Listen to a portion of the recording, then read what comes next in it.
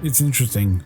Many people in sports media will tell you that football is the greatest team sport in the world, and yet those same people will also penalize certain players for being drafted to a good one.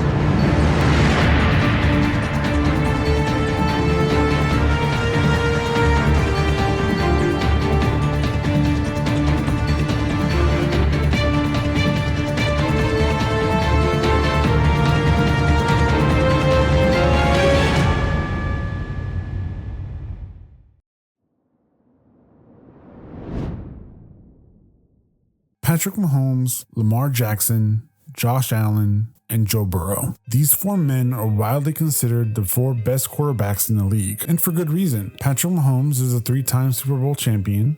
Joe Burrow is one of the few quarterbacks to have ever beaten the Kansas City Chiefs in a playoff game, and in doing so, made it to the Super Bowl. Lamar Jackson is a 2-time MVP. And Josh Allen is simply one of the most naturally gifted quarterbacks in the league, though now he can also add an MVP to his resume. What about Travis Kelce, Mark Andrews, Stephon Diggs, and Jamar Chase? These four men are considered, or have been considered, four of the best players at their respective positions. What do all of these men have to do with one another? Well, these four men play with, or have played with these four men, and have been considered weapons for each of them. But interestingly enough, when we talk about these four men, they're never penalized for having these four men around them. I wonder why that is. Actually, I have a theory, and to illustrate that theory, I'm going to list those names again, only in a different order. Patrick Mahomes and Travis Kelce, Lamar Jackson and Mark Andrews, Josh Allen and Stephon Diggs, Joe Burrow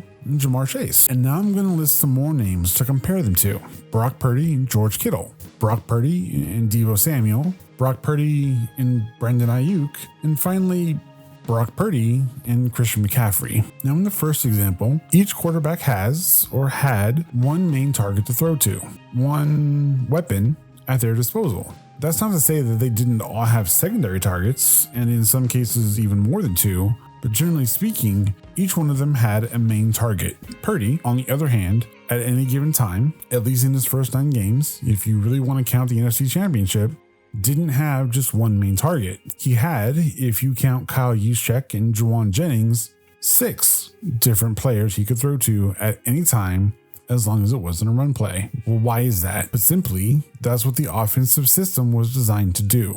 Only that's not exactly how it used to look. Full disclaimer, I wasn't necessarily a fan during the Jimmy Garoppolo years. Heck, I really wasn't even a football fan during that time. But from what I've seen and read from other 49er fans, Jimmy's first read was usually the person who got the ball, while the other players played decoy to clear out the other defensive players so they couldn't interfere with the main target. But people quickly realized that's not how the new offense was being run. But don't take my word for it. In an interview with, at the time, teammate Eric Armstead, Brandon Ayuk described what it was like playing in this new offense with a quarterback who wasn't afraid to spread the ball around. Because even like there'll be plays out there where it's like, in the past, like we might call this play and you have no chance of getting the football. But when you're playing with a guy like Purdy, like you have an opportunity to get the ball on any given play. Like even when you run down the field, and for the past 3 years, this is a clear out, just clear out the defense, and somebody else is getting the ball, and you look up, the ball's literally in the air, right there. So, yeah, playing with him, it's just really just preparing myself.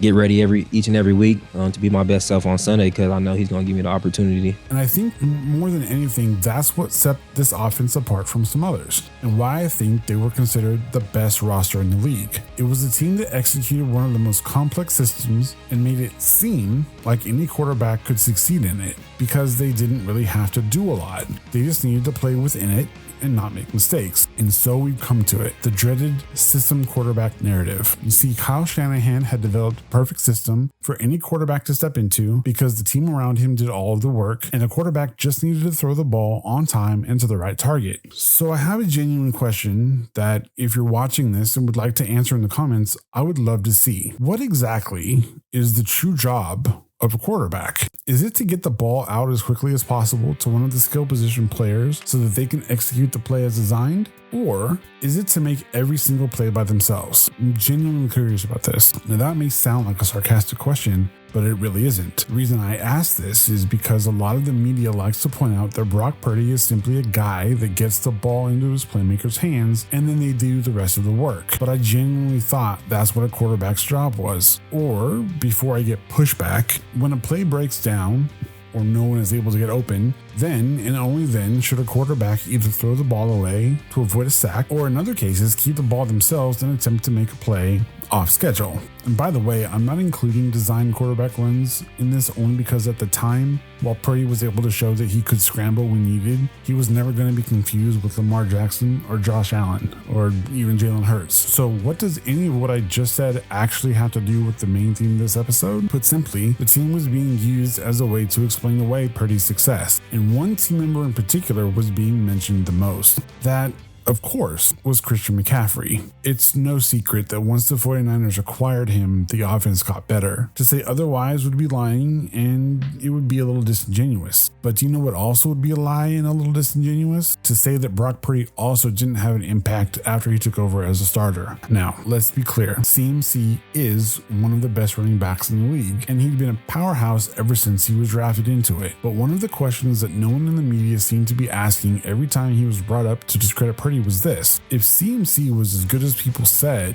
why weren't the Panthers playoff contenders every year he was with the team? And before you respond, I understand that at points during each of the seasons he played for the team, he was injured. Trust me, I found that out the first year I was able to draft him in fantasy. He was on injured reserve for like half the season. But the actual answer is both simple and a little complex at the same time. The simple answer is that the Carolina Panthers didn't have the same kind of offensive scheme, head coach, general manager, or really anything close to what the Niners had. But the slightly more complex answer, and kind of the elephant in the room that no one likes to bring up, is that on the Panthers, McCaffrey didn't have the right team members around him. Let me explain. I mentioned that Purdy truly does have multiple targets that he can throw to at any time, and there's a reason for that. It's because the opposing defense has to account for every single skill position player on the team. If they try and stop one specific player, Debo for example, Purdy can usually find another and throw to him, whether that be Kittle, Ayuk, or McCaffrey. And if he really needs to, he can even throw to the fullback. So what does this have to do with CMC? Well, on the Panthers, he was seen as the cornerstone of the offense. The defense knew that if he was on the field, they would have to do whatever it took to stop him. On the 49ers, however, he was just one piece of a much larger puzzle. You could try to stop him from running, but the chances of him having a blocker, whether that be Kyle Juszczyk, George Kittle, or one of his favorite blockers, Brandon Ayuk, were very good. But as I said in the last episode, McCaffrey was one of the league's best receiving backs, and that made things even worse for opposing defenses. If they tried to double cover McCaffrey, they were leaving Ayuk, Debo, and Kittle open to make plays, and because Purdy wasn't afraid to throw to them, double covering McCaffrey wouldn't work. But on the other side, because of all those other players, if they decided to cover them, they risked leaving McCaffrey open to take the check down. And this is why it didn't make sense that Purdy was being penalized for being on the Niners. The team did elevate Purdy, that was abundantly clear, but he elevated them just as much. They were playing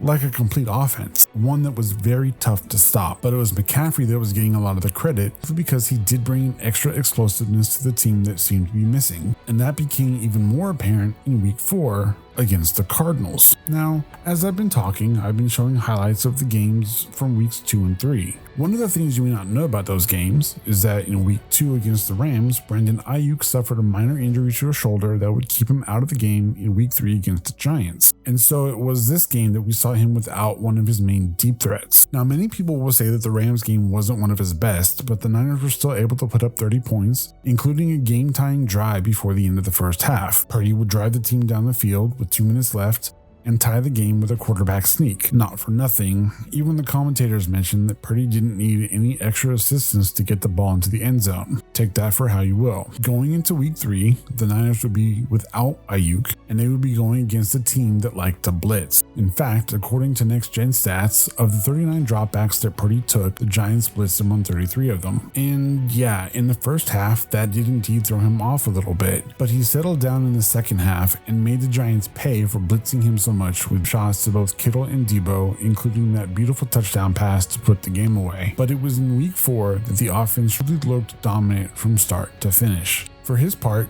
Purdy did extremely well. He completed 20 of 21 passes, giving him, at the time, the 4th highest single game completion percentage of all time with 95.2%, averaged 13.5 yards per attempt and threw for 1 touchdown, and added another rushing touchdown to his resume with another quarterback sneak after a long drive. But all of that really wasn't talked about because the true star of that game, rightfully so, was CMC. He rushed for 106 yards, he rushed for 3 touchdowns, and he caught Purdy's only passing touchdown. He took over that game and made everyone forget about the rest of the team, and it was very impressive. But it was also giving the media the fuel it needed as they continued to discount what Purdy was bringing to the table. Luckily, Week 5 was approaching, and that meant that an old rival was coming to town to avenge what happened to them in the playoffs of the previous season. But that's not all it meant. It also meant that everyone's favorite media personality